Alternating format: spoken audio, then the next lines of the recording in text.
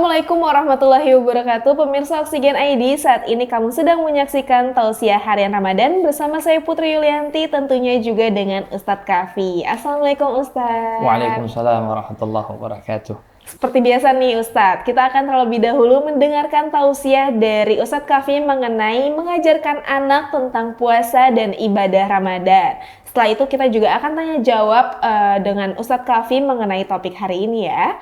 Baik Ustadz, kalau gitu langsung aja dimulai tausiahnya. Baik, terima kasih. Bismillahirrahmanirrahim. Assalamualaikum warahmatullahi wabarakatuh. Alhamdulillahirabbil alamin. Wassalatu wassalamu ala sayyidina Muhammadin wa ala alihi wa ashabihi ajma'in. Wa ba'du, pemirsa Oksigen ID yang dimuliakan Allah Subhanahu wa taala. Bicara tentang anak adalah bisa dikatakan juga sebagai perhiasan, bisa dikatakan juga sebagai investasi dunia akhirat. Allah Subhanahu wa taala berfirman di surah Al-Kahfi, A'udzubillahi minasyaitonir rajim. Bismillahirrahmanirrahim. Al-malu wal banun zinatul hayatid dunya wal baqiyatus shalihat khairun 'inda rabbika thawaba wa khairun 'amala.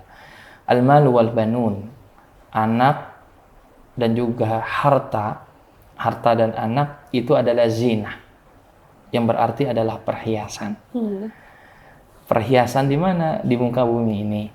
Oleh karena itu, yang namanya perhiasan tidak langsung menjadi cincin yang dipakai.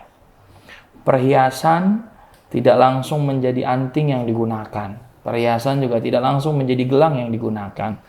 Perlu ada yang namanya tempaan. Perlu ada yang namanya proses untuk dikatakan sebagai perhiasan.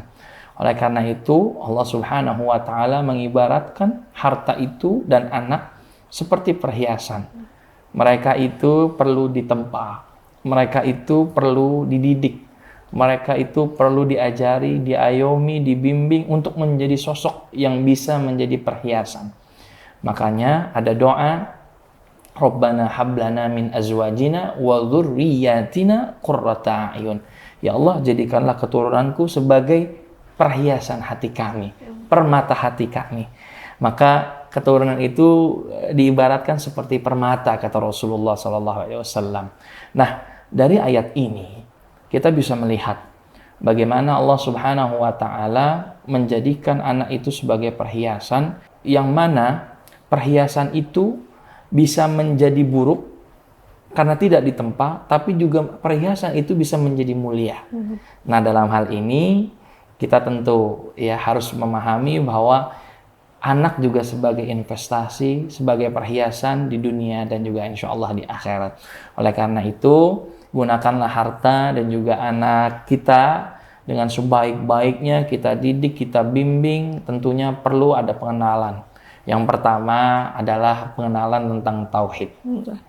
Tauhid ini penting karena sebagai password, sebagai kunci amaliyahnya diterima oleh Allah Subhanahu wa taala. Setelah dia mengenal Allah, barulah dibarengi dengan praktik-praktik ibadah yang mungkin ya sederhana dan juga ringan. Dan juga setelah itu baru amaliyah-amaliyah lainnya seperti karakter, akhlakul karimah dan lain sebagainya. Nah, wabil khusus pada kesempatan kali ini kenalkanlah juga dengan yang namanya puasa. Karena puasa adalah ibadah yang mana luar biasa. Pahalanya diberikan, diganjarkan langsung oleh Allah Subhanahu wa taala. Dan orang yang terbiasa puasa, karena dia memang juga biasa melakukan puasa, dia akan melihat contoh orang tuanya. Apakah orang tuanya ini memiliki kerajinan yang luar biasa, melaksanakan ibadah dalam hal berpuasa, wabil khusus, sehingga anak itu bisa mencontoh daripada orang tuanya. Oleh karena itu, mari sama-sama kita didik dan kita ajarkan, kita kenalkan anak kita sedini mungkin, wabil khusus untuk ibadah dan juga untuk berpuasa, sehingga anak kita benar-benar dikatakan sebagai anak yang mendapatkan perhiasan, ya, menjadi perhiasan, menjadi permata hati, karena Rasulullah SAW bersabda, orang tua yang paling beruntung adalah walaupun dia telah meninggal, dia autaroka waladan yastaghfir lahu ba'da mautih. Dia meninggalkan anak, keturunan yang mampu mendoakan dia, karena itu akan membantu dia tak kala dia sudah tiada di dunia ini. Wallahu a'lam bishawab. Baik Ustadz, terima kasih atas tausiahnya. Selanjutnya kita juga akan tanya jawab nih Ustadz, seperti biasa, tapi setelah jeda berikut ini.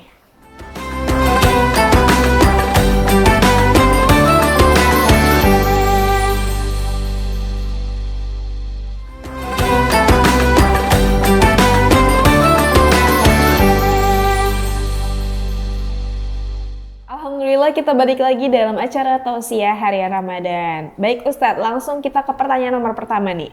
Pada usia berapa sih anak mulai diajarkan tentang puasa Ramadan? Baik, Masya Allah. Ini pertanyaan bagus ya, karena banyak pertanyaan pada usia berapa sih sebenarnya anak itu dikenalkan tentang puasa Ramadan. Sebenarnya pengenalan puasa Ramadan itu bisa dilakukan sejak dalam kandungan. Ya, artinya bayi itu sudah bisa merangsang nih.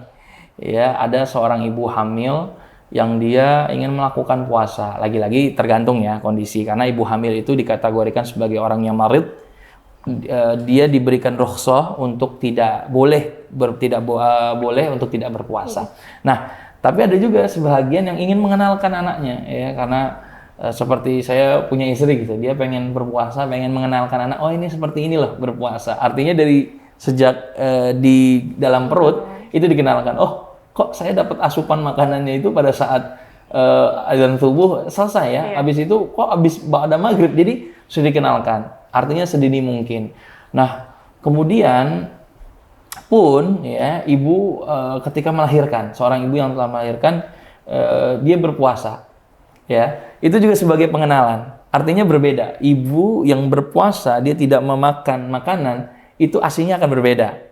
Asinya akan cenderung lebih tidak putih, ya artinya tidak ada nutrisi apa-apa gitu ya. Dan bayi pun akan merasa tuh bahwa ada perbedaan. Oh kok seperti ini ya, ini. Jadi sudah mulai ada pengenalan gitu ya. Dan kemudian lagi beranjak lagi ke tahun berikutnya, dia mulai masuk balita dan lain sebagainya. Artinya pengenalan itu sedini mungkin. Tentunya jikalau kondisi seperti ini tanpa paksaan. Artinya yang paling tahu kondisi itu mampu atau tidaknya adalah seorang ibu ya. Jadi orang tuanya. Jadi kapan dia mampu dikenalkan sedini mungkin. Kalau memang anak itu baru dikenalkan umur 5 tahun silahkan. Misalkan ada yang namanya puasa setengah hari. Jadi belajar dia berpuasa ya udah nggak apa-apa gitu. Atau ikut sahurnya saja gitu. Ikut sahurnya saja atau ikut bukanya saja, nggak apa-apa, nggak jadi masalah ya. Tapi sudah diwajibkan dia berpuasa tak kala dia sudah jatuh baligh. Itu batasan dalam Islam ketika dia sudah mumayyiz. Apa itu tamyiz? Artinya adalah sudah mengerti mana yang baik, mana yang buruk. Kemudian dia sudah baligh, maka sudah jatuh mukallaf, maka wajib bagi dia untuk melakukan puasa. Baik. Lalu bagaimana nih Ustadz cara melatih anak agar terbiasa berpuasa tanpa terkesan memaksa, dan bagaimana mengajarkan anak tentang makna puasa dan tujuan puasa? Iya, baik. Kalau kita bicara tentang anak, ini pasti tidak jauh dari yang namanya karakter anak itu sendiri. Artinya sebagai orang tua, kita harus menjadi sosok anak itu sendiri. Sebagai teman anak itu sendiri. Jangan sampai kita itu terkesan sebagai sosok monster yang kalau ketemu nih si anak dengan papa atau enggak mamahnya gitu, ayah atau enggak ibunya, itu akan merasa takut. Oh, ada ibu nih, kalau enggak puasa saya bakal diomelin. Nah, jangan seperti itu. Tapi jadikan kita itu sosok teman. Ya, sosok dia untuk bercurhat dan lain sebagainya sehingga tidak ada unsur paksaan. Ya, termasuk saya. Ya, walaupun sudah seperti ini, artinya saya juga kadang-kadang jadi ikut seperti anak kecil lagi gitu. Iya, saya jadi kambing gitu kan, rangkak-rangkak gitu demi ya anak gitu ya. Artinya kita menghilangkan segala kewibawaan kita dan lain sebagainya, kita tetap bermain dengan anak sehingga kita merasa ada chemistry yang begitu dekat antara orang tua dan anak. Nah, dengan begitu mulai dah tuh. Kok papa mama nggak makan? Ya, papa lagi puasa. Oh, Dede juga dong ikut puasa. Akhirnya anak itu akan memiliki sosok yang menjadi panutan dan dia akan ikuti segala tingkah laku, perbuatan, mobil khusus ibadah puasa. Apalagi kalau lingkungannya bagus. Biasanya kalau di lingkungan SD itu ya saling ini tuh, kamu puasa nggak? Aku puasa gitu. Aku nggak setengah hari doang gitu. Artinya saling berlomba-lomba dalam hal puasa. Masya Allah. Wallahu a'lam. Baik, dengan adanya berbagai aktivitas anak nih Ustadz, bagaimana cara menjawab pertanyaan anak yang merasa sulit berpuasa di sekolah? Apalagi sekarang sudah masuk ke era Gen Alpha nih, yang dimana akan banyak sekali pertanyaan-pertanyaan yang rumit dari anak, sehingga para orang tua kebingungan untuk menjelaskannya. Masya Allah, ya itulah pentingnya wawasan orang tuanya untuk menjawab pertanyaan-pertanyaan yang kadang-kadang di luar logika dan nalar. Iya, kadang-kadang untuk apa sih kita berpuasa, ngapain gitu kan? Capek-capek makan gitu kan, harusnya boleh, ternyata enggak gitu. Itulah pertanyaannya ya. Kita pun jawab harus sesuai dengan syariat Islam. Gitu. Ya, kita ini menahan hawa nafsu, makan ini dan itu adalah sebagai latihan untuk ini dan itu gitu. Artinya kita bisa sampaikan sesuatu hal yang tidak rumit. Yang mungkin bisa dicerna oleh anak kita. Karena begini, setiap anak itu daya tangkapnya berbeda-beda. Ada yang dia menganggap bahwa ketika disuruh puasa itu paksaan, ada yang juga menganggap anak itu, wah iya saya harus puasa nih. Nah, oleh karena itu orang tua harus memiliki ide yang bervariasi, yang bervariatif sehingga tidak menimbulkan kesan bosan selama 30 hari itu untuk berpuasa. Kalau saya biasanya yang paling ampuh itu adalah dengan metode reward. Kalau kamu puasanya Paul, ya saya punya misalkan ponakan atau siapa, papa akan kasih hadiah.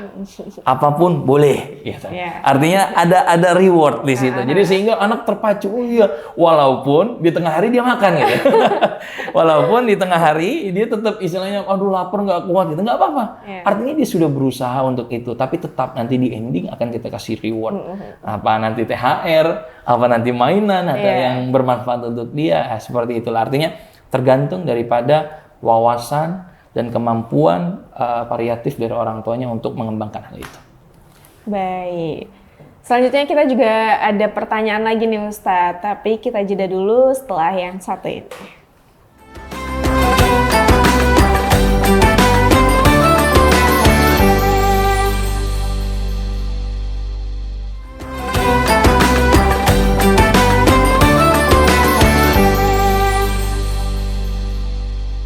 Alhamdulillah kita balik lagi dalam acara Tausiah Harian Ramadan. Baik Ustadz, ke pertanyaan berikutnya nih. Bagaimana menjelaskan kepada anak konsep menahan hawa nafsu dan kesabaran selama berpuasa? Iya, memang ini agak sulit ya, karena memang anak itu biasanya cenderung hanya konsepnya bermain gitu ya. Bagaimana ketika anak itu mengeluh bahwa dia berpuasa itu untuk apa dan lain sebagainya. Mungkin kita bisa kasih pengertian bahwa puasa itu sebagai tamrinan, pelajaran kita juga merasakan orang yang di bawah kita ekonominya.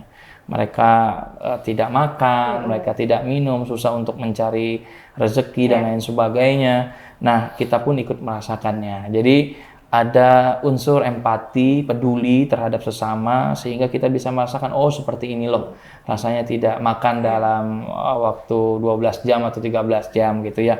Itu sebenarnya cara yang efektif ya mengenalkan kepada konsep-konsep yang realistis kepada anak. Jangan sampai yang konsep-konsep yang di luar logika karena anak itu akan sulit untuk menerima sehingga ketika sulit menerima dia cenderung akan sulit mengikuti daripada ibadah puasa. Jadi berikan satu konsep-konsep yang memang itu sesuai dengan realita seperti tadi merasakan seperti orang yang tidak mampu, kemudian juga dan lain sebagainya. Banyak sebenarnya cara. Baik, kalau misalkan tadi Ustadz bilang ajarkan anak dengan konsep biar merasakan seperti apa yang orang yang tidak mampu gitu ya. Berarti kalau misalkan orang yang tidak mampu tidak berpuasa itu gimana Ustadz? Nah itu dia, itu problem besar lagi tuh.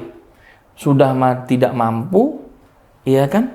Dia jauh dari Allah. Itu kadang saya sedih juga gitu kadang-kadang ya gini. Saya pernah jalan di suatu tempat, tiba-tiba saya melihat ada seorang membawa gerobak gitu ya. Kemudian dia di bulan puasa makan dengan lahapnya di pinggir jalan dan lain sebagainya. Saya berpikir begini, Allah memberikan masing-masing ujiannya kepada orang. Tapi terkadang yang kita bisa ambil hikmah dari pelajaran yang saya lihat itu adalah betapa mereka itu merasakan kelaparan yang luar biasa. Tapi yang kita bisa ambil adalah bahwa mereka ditimpa kesusahan saja dia masih menolak untuk beribadah kepada Allah. Bagaimana mereka nanti diberikan kekayaan yang luar biasa kepada Allah. Boleh jadi memang Allah sengaja memberikan hal itu kepada mereka agar mereka itu mau dekat dengan Allah Subhanahu wa taala. Seharusnya orang yang dia punten ya, dia tidak fakir ya, orang yang fakir dia akan sering ibadah puasa. Dia akan sering dekat dengan Allah Subhanahu wa taala karena orang yang fakir itu disayang Allah. Karena mereka tuh dekat dengan Allah. Dia tidak memikirkan apa, mau makan dia susah. Ya, harusnya dia rajin berpuasanya sebaliknya. Orang udah fakir, bermaksiat, nggak puasa, mabuknya rajin, wah itu tambah parah dah. Ya itu kalau menurut saya itu udah keterlaluan, pantas gitu maksudnya. Allah Subhanahu wa taala memberikan hal itu kepada mereka. Lain hal kalau dia fakir tapi dia beribadah kepada Allah Subhanahu wa taala, itu ganjarannya luar biasa. Mereka lah orang yang paling cepat kelak masuk ke dalam surganya Allah Subhanahu wa taala. Allah. Baik Ustadz, pertanyaan terakhir nih, apa saja aktivitas yang bisa dilakukan bersama anak selama bulan Ramadan untuk menumbuhkan semangat ibadahnya? Baik, ya ini luar biasa pertanyaannya. Apa saja sebenarnya aktivitas yang bisa membangun? Yang pertama itu tadarus Al-Quran. Ya kita bisa sama-sama lah contohkan, jangan sampai Al-Quran itu menjadi pajangan tua yang berdebu, yang mungkin hanya saat tradisi tahlilan dan haul saja itu dibuka.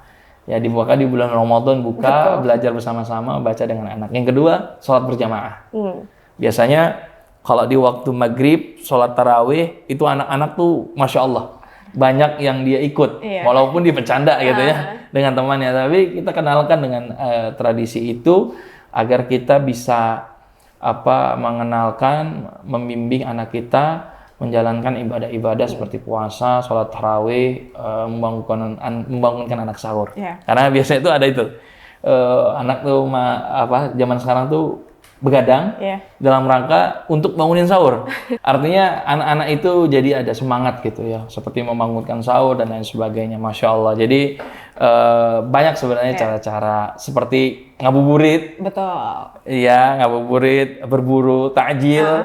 Itu juga bisa kita ajak anak kita karena seru. Ya seru. Walaupun mungkin dia belum baligh, belum memayyiz, belum memenuhi syarat untuk berpuasa, tapi pengenalan itu harus. Karena mudah-mudahan dengan pembiasaan itu anak kita jadi terbiasa dan terus termotivasi. Wallahu a'lam. Baik Ustadz, saat ini kita berada di penghujung acara. Kita sudah mendekati waktu berbuka puasa dan terima kasih untuk pemirsa Oksigen ID yang telah menyaksikan tausiah harian Ramadan kali ini dan semoga bermanfaat ya bagi kita semua.